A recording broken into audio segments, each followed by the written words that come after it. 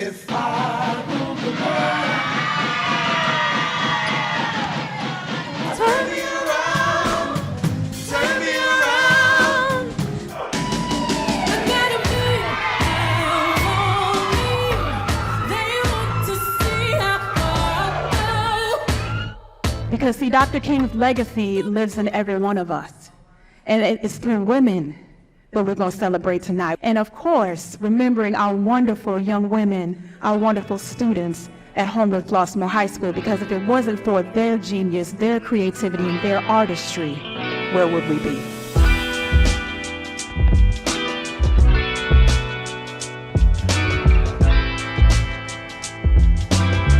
The overall goal of pursuing the dream is it's an opportunity to situate ourselves with the excellence that exists from various cultures, the excellence that exists in Black culture, the excellence that exists for people of color, and to really have that chance to really show our stories, and sometimes they're not often shown in the positive light that we know that they exist, show joy, but also to show that resiliency and the triumphs that have come. It's a chance to pay homage to all of those wonderful legacies that have, gone before us, and to really elevate our students and our youth and seeing how they are our future in Dr. King's work.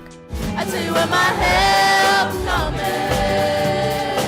The babies, my babies, that's how I affectionately refer to them. They are the backbone. In all honesty, they were the backbone. And so I pitched the idea to the student group that I work with, and I'm like, hey, I need you all to help me and do a little bit of research on these various female icons, because I wanted to make sure that, again, we had a breadth of women of color that we were going to have represented that night. Let's eat!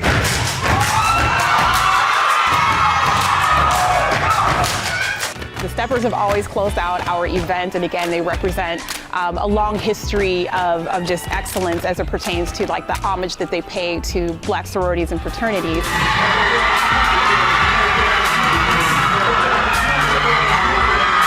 Then to have, even dancers that got in the mix, and we're like, we're gonna show our artistry, but show it in a way that we're still celebrating women that have done this work before us, or that are still doing this work. So the role that our students play, they're integral.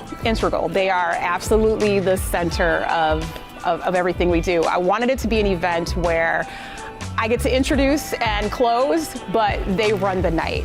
My great-grandmother, this is a quote of hers that I grew up hearing all the time. It was instilled in me that I'd rather die fighting against injustice than to die like a dog or a rat in a trap.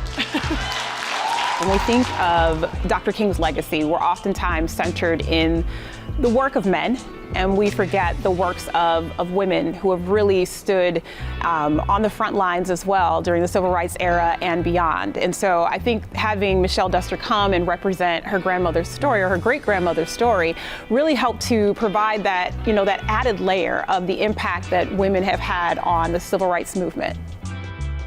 What I love about the evening is it's truly an opportunity to break down some barriers that exist in education, in that it's a night where staff have been performers. It's a night where we've had community members that are performers. We've even, and we have, of course, our students that are performers. And I think in a lot of ways that represents, a lot of aspects of what we think of Dr. King's work, and this idea of being inclusive in so many different ways. And so if we look at the future of education, the way that we want to make sure that we are elevating and celebrating the myriad of voices that exist within our HF family, I think our event is a wonderful night that we're able to showcase that. And I'm just looking forward to continuing to grow it and offer to anyone who is excited about this kind of work to absolutely join me in hosting next year, if you'd like.